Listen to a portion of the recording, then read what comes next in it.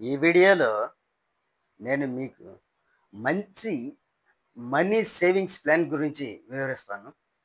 ఈ video first నుంచి last వరకు ఎక్కడ స్కిప్ చేయకుండా చూడండి. ఛానల్‌ని సబ్స్క్రైబ్ చేసుకొని బెల్ ఐకాన్ని యాక్టివేట్ చేయండి. ప్రతి ఒక్కరికి ఉపయోగపడేటువంటి మంచి సేవింగ్స్ ప్లాన్ ఎవరైనా గానీ అంటే ఎంప్లాయీస్ కానీ, రోజువారీ కూలీలు కానీ ఎవరైనా కానీ బాగా డబ్బులు సేవ్ చేసుకొని లక్షాధికారులు లేదా కోట్లు సంపాదించాలంటే నేను చెప్పే ఈ మంచి సేవింగ్స్ ప్లాన్ గనుక మీరు అవలంబిస్తే గనుక ఆచరిస్తే మీకు ఖచ్చితంగా ఫ్యూచర్‌లో రిచ్ అవుతారు. ఇది ష్యూర్ 100% నేను మీకు గ్యారంటీ ఇవ్వగలను. సో, ఈ ప్లాన్ గురించి ఏంటి అంటే ఫస్ట్ బడ్జెట్ తయారు చేసుకోవడం. ఈ బడ్జెట్‌లు ఏ విధంగా తయారు చేసుకోవాలంటే నెలలో మీకు ఎంత అయితే ఆదాయం వస్తదో లేదా ఎంతైతే సాలరీ ఉంటదో ఆ సాలరీలో ఆదాయం ఎంత? ఖర్చులు ఎంత? డైలీ రాసుకోవాలి.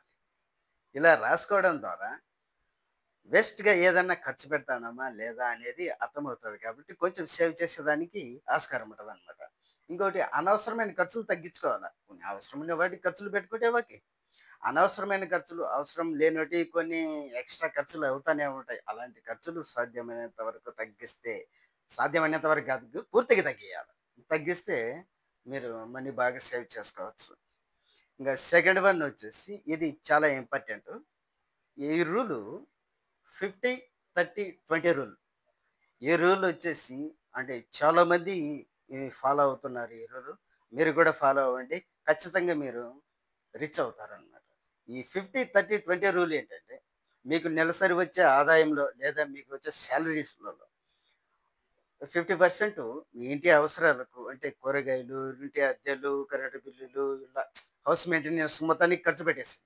మిగతా 30% వాంట్స్ అంటే కోరికలు. ఏవైనా ఎంటర్‌టైన్‌మెంట్ మూవీస్ చూడాలన్నా, లేదంటే షాపింగ్ చేయాలన్నా, ఏమైనా కొనాలన్నా, ఇంట్లోకి ఏమైనా తెచ్చిపెట్టుకోవాలన్నా ఫర్నిచర్ అలాంటివి ఏదైనా తెచ్చిపెట్టుకోవాలన్నా గానీ, ఈ 30%లోనే మాత్రమే యూజ్ చేసుకోవాలి. మిగతా 20% మాత్రం సేవింగ్ చేసుకోండి. అంటే బ్యాంకులలో గానీ, అంటే ఆర్‌డి, ఎఫ్‌డిలలో గానీ, లేదంటే గనక ఎస్ఐపి చేసుకోండి. లేకపోతే పోస్ట్ ఆఫీస్ సేవింగ్స్ స్కీమ్ ఉంటాయి. అక్కడ చేసుకోండి. లేకపోతే గోల్డ్ సేవింగ్స్‌లో గోల్డ్ సేవింగ్స్ చేసుకోండి.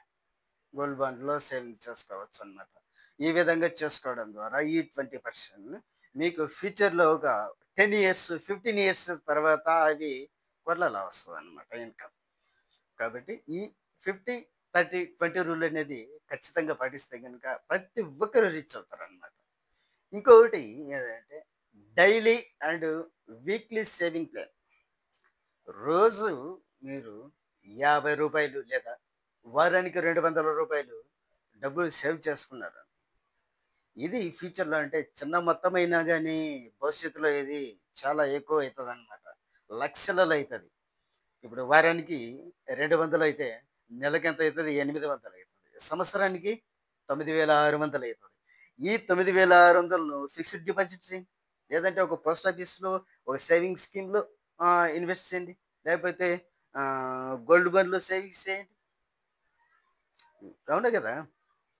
ఇలా చేయడం ద్వారా ఒక 5 ఇయర్స్‌కి అట్లా అంటే సంవత్సరం 5 ఇయర్స్‌కి, 5 ఇయర్స్‌కి అట్లా 15 ఇయర్స్ అయ్యేంత వరకు మీరు చేస్తా ఉన్నారండి. తర్వాత ఎంతవుతది ఇంక? లక్షలలో వస్తదండి. కాబట్టి మీరు డైలీ రూ. 50 కానీ, లేదా వారానికి రూ. 200 కానీ మనీ సేవ్ చేసుకోవడానికి సాధ్యమైనంత వరకు ఇది చేయండి. చేయొచ్చు. డైలీ కూలీలు కూడా ఇది చేయొచ్చు. చిన్న మొత్తాల ఆదాయం ఉండగాని డైలీ కూలీలైనా మీరు చేయొచ్చు. రోజుకు రూ. 1000 ఉంది ఇప్పుడు రోజువారీ కూలీ. లేదా రూ. 800, రూ. 900 కూలీ, రూ. 1000 అట్లా ఉన్నాయన్నమాట. మీరు డైలీ రూ. 50 లేదంటే వారానికి రూ. 200 ఇచ్చేసి రిచ్ అవ్వచ్చు. షూర్. లేదు ఎంప్లాయీస్ ఉన్నారు. ఎంప్లాయీస్ లేదా చిన్న చిన్న బిజినెస్‌లు చేసేవాళ్ళు, పెద్ద పెద్ద బిజినెస్‌లు చేసేవాళ్ళు కూడా ఇది చేయొచ్చు. మీరు డైలీ రూ. 50 కాదండి. పెద్ద బిజినెస్‌లు ఎంప్లాయీస్ ఉండేవాళ్ళు. డైలీ ఒక రూ. 1000 ఇప్పుడు మంత్లీ 30,000 మీ సాలరీ 2,00,000, 3,00,000 ఉండేదండి. మంత్లీ 30,000 లేదా 20,000 మంచి బిజినెస్ మ్యాన్ అనుకో మంత్లీ మీ ఇన్‌కమ్ వచ్చేసి ఒక 50,00,000 అట్లా ఉన్నదనుకో. అప్పుడు మీరు ఒక 50,000 డైలీ సేవ్ చేసుకోవచ్చు. ఇలా చేసుకోవడం ద్వారా కోట్లలో సంపాదించుకోవచ్చు. ఇంకొకటి, అనవసరమైన ఖర్చులు తగ్గియాలి. సేవింగ్స్ ఎక్కువ చేసుకునేదానికి అలవాటు పడాలన్నమాట. ఇది చాలా అంటే మనీ సేవ్ చేయడంలో బెస్ట్ రూల్స్ ఇయి. ఇంకొకటి ఏంటంటే, మనకు డబ్బు సేవ్ కావాలంటే లోన్స్ తీసుకోవడం మానేయాలి ఎక్కువగా. కొందరుంటారు, అంటే ఆదాయానికి మించిన అప్పులన్నీ చేసేస్తుంటారు. అప్పులు తీసుకోవడం మానేసేయాలి. లోన్స్ ఎక్కువ తీసుకోవద్దు. మీకు ఏదైతే ఇంపార్టెంట్ అనిపిస్తుందో, ఒకవేళ ఎమర్జెన్సీ, ఇంపార్టెంట్, తప్పని పరిస్థితుల్లో తీసుకోవాలనిపిస్తే తీసుకోండి. లేకపోతే లోన్ల జోలికి మాత్రం వెళ్ళొద్దు.